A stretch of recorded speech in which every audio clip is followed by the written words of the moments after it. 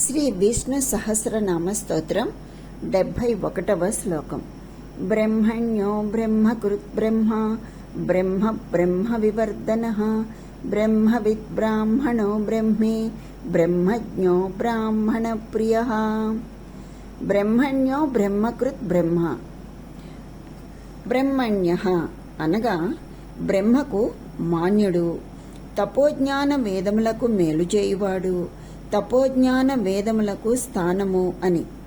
బ్రహ్మకృత్ బ్రహ్మను సృష్టించినవాడు, తపో వేదములను సృష్టించినవాడు అని అర్థం.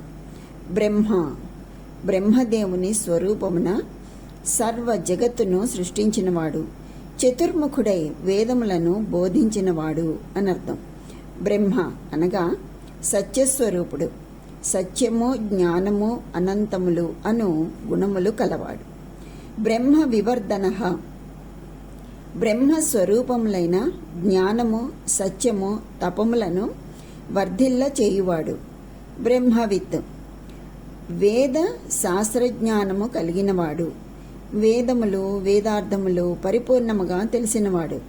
బ్రహ్మవిదుడు బ్రహ్మమును ఎరిగినవాడు అని. బ్రాహ్మణః అంటే బ్రహ్మవేత్తల ద్వారా వేదములను లోకములకు తెలియచేయువాడు, బోధించువాడు అని. బ్రహ్మి బ్రహ్మజ్ఞాన స్వరూపుడు, సత్యస్వరూపుడు. బ్రహ్మజ్ఞః బ్రహ్మమునెరిగినవాడు, తన నుండి వెలువడిన వేదములు క్షుణ్ణముగా తెలిసినవాడు అని. బ్రాహ్మణ ప్రియః బ్రహ్మజ్ఞానులను ప్రేమించువాడు, బ్రహ్మజ్ఞానులచే కోరబడువాడు అని. ఈ శ్లోకంలో 661వ నామం నుంచి 670వ నామం వరకు తెలియచేసి ఉన్నారు.